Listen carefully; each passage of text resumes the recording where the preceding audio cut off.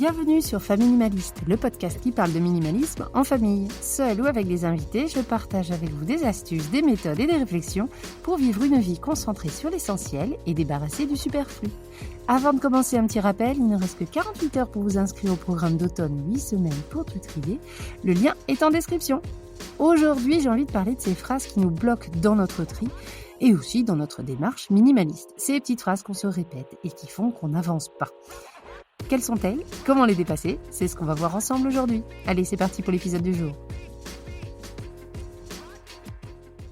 En fait, ce n'est pas seulement l'amas d'objets qui nous empêche d'avancer ou de nous y mettre. Oui, la quantité, ça peut décourager, mais ce qui bloque beaucoup ou très souvent, ce sont ces résistances intérieures, les phrases qu'on se répète à nous-mêmes. Ces phrases sont normales, elles font partie du chemin. L'idée aujourd'hui, c'est d'apprendre à les repérer, à comprendre ce qu'elles cachent et surtout à trouver des clés pour aller au-delà. On va les prendre une par une. Souvent, la toute première excuse qu'on se donne pour ne pas avancer, c'est « je n'ai pas l'énergie ». On se dit qu'il faudrait un grand week-end ou même des vacances entières pour s'y mettre.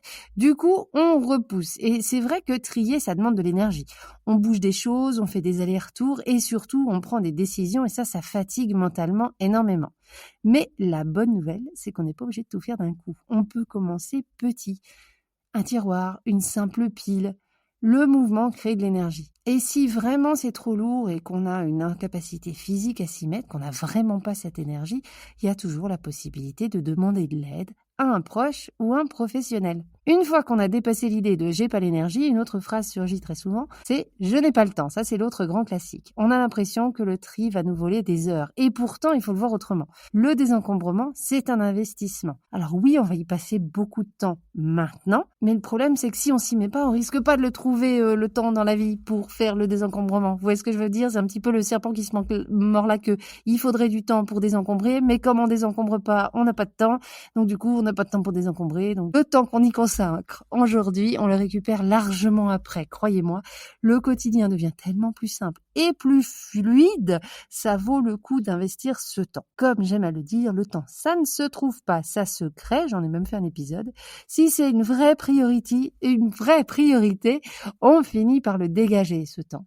Une astuce simple pour réaliser un petit peu le temps que ça prend de désencombrer, c'est de se lancer des petits défis. On se chronomètre. On voit ce qu'on arrive à faire en un quart d'heure, ou alors on fait le contraire, on choisit une zone et on voit combien de temps elle nous met à trier. Donc on peut choisir une petite zone. Et ça va nous aider à avoir une idée un petit peu plus réaliste du temps qu'il faut qu'on mette dans ce désencombrement. Et si vraiment pendant une semaine, 2 semaines, un mois, on a moins de temps parce que on a des projets familiaux ou professionnels qui nous prennent vraiment plus de temps que d'habitude, on peut commencer par des petits défis, 1 objet par jour ou 2 objets par jour ou 5 objets par jour. C'est pas énorme, ça prend pas énormément de temps, mais au fur et à mesure, ça fait une vraie différence. Alors, c'est bien, on se dit qu'on peut trouver un peu d'énergie, qu'on peut créer un peu de temps, mais il y a un autre frein qui arrive souvent, très vite, et qui peut être lié à notre entourage, le poids de l'entourage. Dans une famille, il y a presque toujours une seule personne qui est moteur, je le vois dans les accompagnements, et les autres suivent plus ou moins. C'est vrai que c'est pas facile de se lancer quand on a l'impression de porter seul le projet. Si c'est votre cas, ce qui aide, plutôt que de renoncer, alors que ce soit que personne me soutient dans mon tri ou dans mon minimalisme, dans ma consommation et ma baisse de consommation.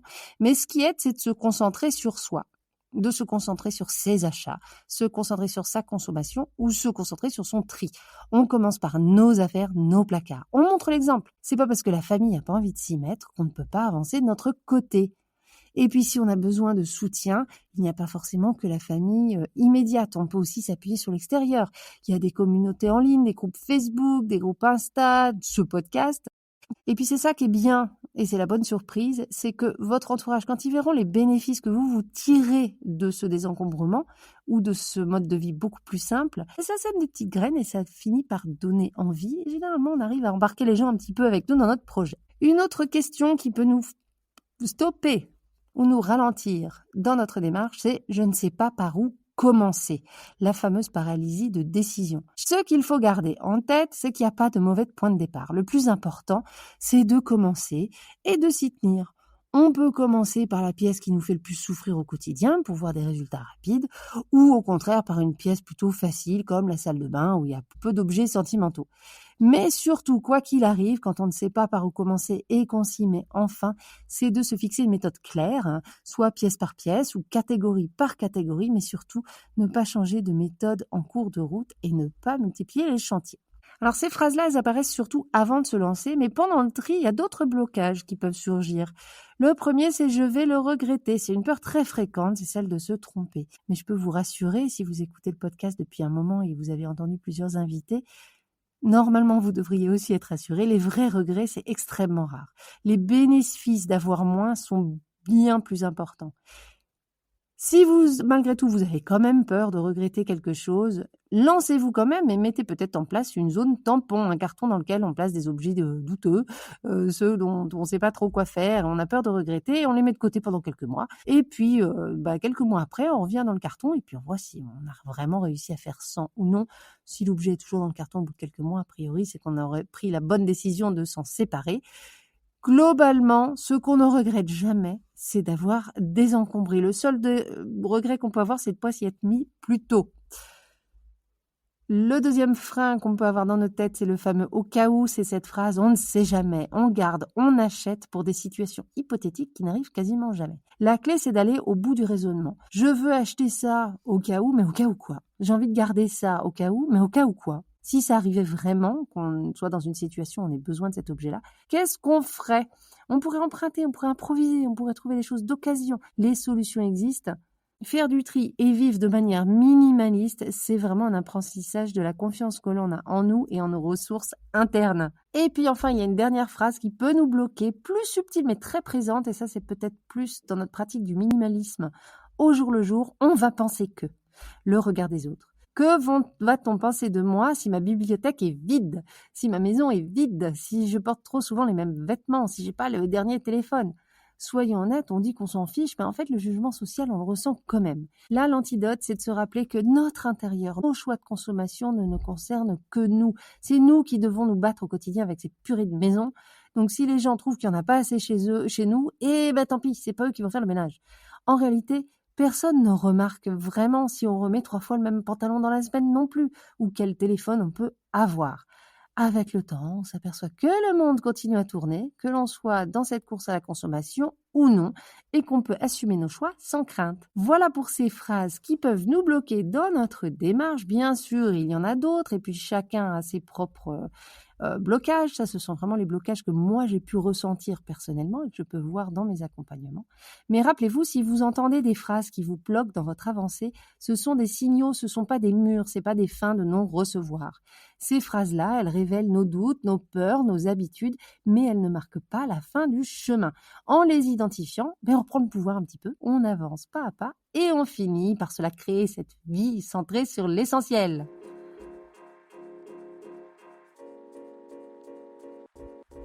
Et voilà pour l'épisode de jour, j'espère qu'il vous aura plu. Ça faisait longtemps que je n'avais pas fait un épisode comme ça, un peu plus simple, avec juste quelques réflexions sous forme de liste. J'avais envie de vous le partager. J'espère que ça vous a plu. Pour chaque phrase que j'ai pu prononcer, généralement, il y a un épisode derrière. Pour aller un petit peu plus loin, je vous invite à chercher par mots-clés dans le catalogue, selon la phrase que vous pouvez vous dire le plus souvent. J'ai fait un épisode sur les au cas où, sur les objets sentimentaux, sur toutes ces choses-là, sur par où commencer.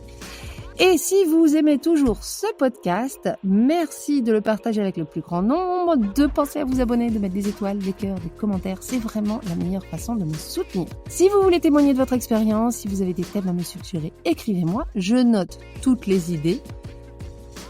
Et enfin, en description, vous retrouverez tous les liens pour mes ressources gratuites à télécharger pour vous aider à avancer et toutes les infos sur le programme de tri. Merci pour votre écoute et à très bientôt. Et en attendant, n'oubliez pas, vivre avec moins, c'est vivre avec mieux.